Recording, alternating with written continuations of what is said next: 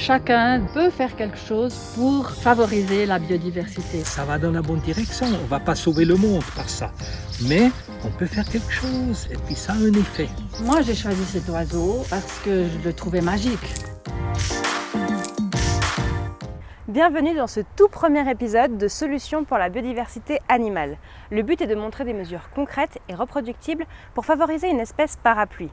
Parapluie car en l'aidant, on préserve plein d'autres animaux. Aujourd'hui, l'espèce à l'honneur est un oiseau rare et haut en couleur, le rouge-queue à front blanc. C'est un petit oiseau d'une quinzaine de grammes, c'est un grand migrateur, donc il va au-delà du Sahara, dans la région du Sahel. Et puis c'est un oiseau très coloré qui passe finalement quelques mois chez nous, 4 mois à peu près, pour venir se reproduire avant de repartir en Afrique. Voilà, il a la particularité aussi d'avoir des œufs d'une couleur très belle, émeraude. Je ne sais pas exactement pourquoi c'est, juste que c'est très joli à regarder. Dans le canton de Neuchâtel en Suisse, 2/3 de la population se trouve dans les villes de la Chaux-de-Fonds et du Locle. Cette année, c'est donc au Locle que se tient une exposition entièrement dédiée au rouge-queue à front blanc, écrite par Valérie Huldry et un couple d'ornithologues. Le but, c'était la conservation de l'espèce en faisant connaître au plus de monde possible les besoins de cet oiseau pour qu'on puisse le protéger. Alors dans l'expo, il y a plusieurs nichoirs. C'est plutôt des boîtes à surprises ici. On ne s'attend pas à ce qu'il y ait une niche dans l'expo. Tout le monde se demande pourquoi on a fait 2 trous. C'est donc des nichoirs spéciaux pour les rouge-queue à front blanc.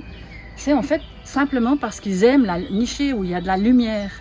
Et si on faisait un gros trou, bien sûr, pour les prédateurs, ça serait beaucoup trop facile. Dans un des nichoirs, il y a un QR code, c'est pour entendre son chant en fait.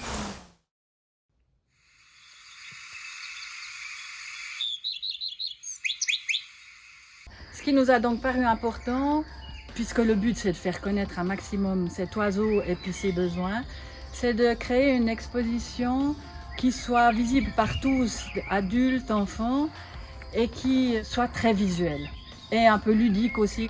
L'idée de s'associer avec les personnes qui sont passionnées par le rouge-queue au front blanc faisait finalement écho pour la promotion du parc, mais d'avoir une thématique comme ça qui était active, dynamique, liée à l'environnement. Moi j'ai choisi cet oiseau parce que je le trouvais magique. Quand je le voyais franchement arriver au printemps, que je voyais ses couleurs se poser dans mon potager, ça m'éblouissait. C'est aussi un des oiseaux qui chante le plus tôt le matin. Ça c'est lui. C'est mes collègues qui ont travaillé sur cette espèce depuis plus de 15 ans en fait, et puis qui ont modélisé sa présence en ville pour savoir de quoi il était dépendant. Ils ont sorti 7 exigences principales, notamment la présence d'espaces verts, plutôt l'absence de surface en béton, les grands arbres, vraiment une couverture de grands arbres qui doit être de l'ordre de 20 à 30%, et puis les terrains de la production de l'insecte. Et en plus de ça, il faut un certain nombre de cavités pour que l'oiseau puisse avoir le choix de savoir où se reproduire.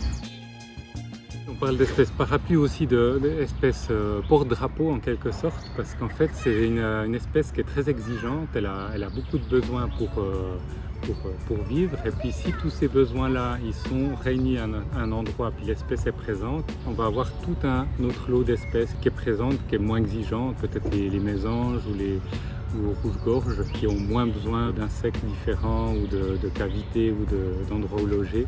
En protégeant ce rouge-queue à front blanc, on arrive à protéger tout un autre lot d'espèces, alors d'oiseaux mais aussi de mammifères. Donc c'est là où finalement notre projet de promouvoir le nichoir pour le rouge-queue à front blanc en posant plein de nichoirs à travers la ville favorise finalement d'autres espèces qui vont aussi quand même fréquenter ce nichoir-là. Si cet oiseau est classé dans les espèces potentiellement menacées, c'est justement parce qu'il a beaucoup de besoins. Les biologistes sont préoccupés par son sort, mais des mesures peuvent encore sauver le rouge-queue à front blanc.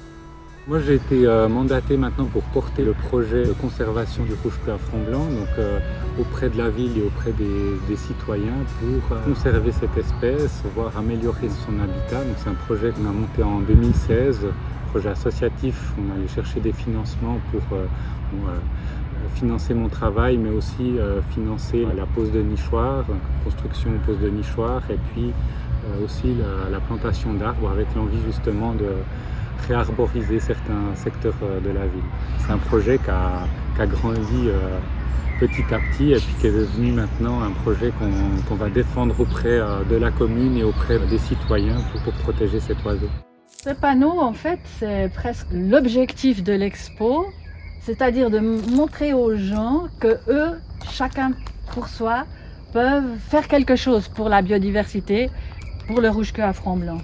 C'est-à-dire, il peut choisir d'avoir, à gauche, vous avez un peu un jardin, ce qu'on va appeler pauvre, et à droite, un jardin qu'on va appeler riche, par rapport à notre propos. Dans le jardin de gauche, c'est un jardin qui n'est pas idéal pour le rouge-queue à front blanc, en comparaison de celui de droite, qui permet déjà par le grand arbre, qui permet au rouge-queue à front blanc d'aller chanter sa sérénade pour séduire sa belle, sa femelle, qui a des arbustes où ils peuvent se cacher, où les insectes peuvent se développer, un bout de prairie où les fleurs favorisent évidemment les insectes, un tas de pierres, un tas de bois, la même chose, que le tronc qui a été scié n'a pas été scié comme à gauche complètement en bas, mais qui reste un bout de perchoir, qui a même un trou où bien sûr plein d'espèces peuvent se cacher. Chacun dans son jardin, dans son petit bout de terrain, sur son balcon, peut faire quelque chose pour favoriser la biodiversité. Voilà, c'était ça le message principal en fait. Favoriser la biodiversité, c'est justement ce que fait Félix Wurgler dans son jardin, dans lequel Valérie Huldry a posé un nichoir. Pour moi, chaque plante ou animal que je vois, ça me fait plaisir. Et puis, j'aimerais pouvoir y contribuer. Et puis, ça fait partie de ma qualité de vie, ça fait partie de ça apporte des émotions.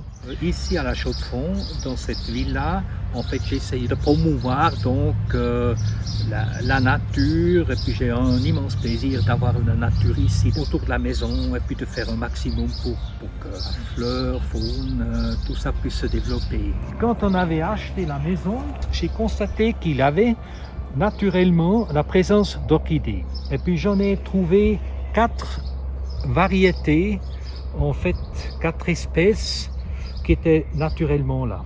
Quand j'ai vu ça, mais j'étais aux anges. Je les ai protégées, je les ai laissées venir en graines.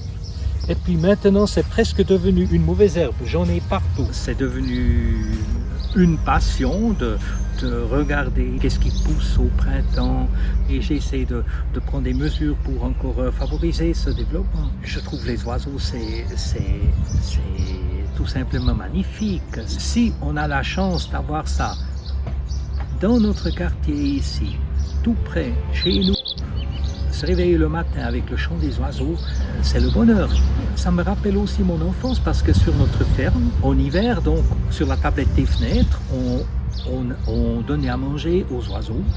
Et puis nous, les enfants, on se mettait derrière les vitres et puis on les regardait se chamailler des fois sur la tablette de fenêtre. Et puis c'est vrai, quand j'y pense, on avait une diversité énorme d'oiseaux différents. L'épine blanche, elle est conseillée pour toutes sortes d'insectes, mais je constate aussi qu'il y a beaucoup d'oiseaux qui vont là-dedans parce que là, ils sont à l'abri des chats ou d'autres prédateurs parce que c'est des épineux. Ce qui m'a fait beaucoup plaisir ici, c'est justement comme j'ai vu que j'ai pu motiver aussi mes voisins à s'intéresser. J'avais jamais vraiment pris le temps ou eu le temps pour passer à l'action. Et puis, mais ça a toujours germé dans ma tête, cette idée, et puis une fois à la retraite, je l'ai réalisée. Donc, et puis à ce moment-là, je me suis approché aussi, disons, de M. Huldry, donc, qui est venu sur place pour me conseiller un peu par rapport à l'emplacement. Alors maintenant, tout autour de la maison, j'ai plusieurs nichoirs. Et puis c'est là qu'il m'a proposé d'installer un nichoir pour les rouges-queues à front blanc.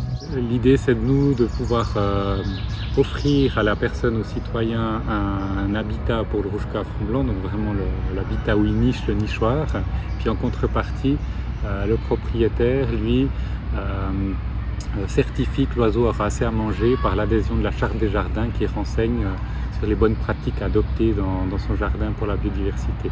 Et puis M. Wurgler, avec son jardin, avec tout plein d'orchidées, c'était une belle découverte aussi pour moi de voir ce type de jardin.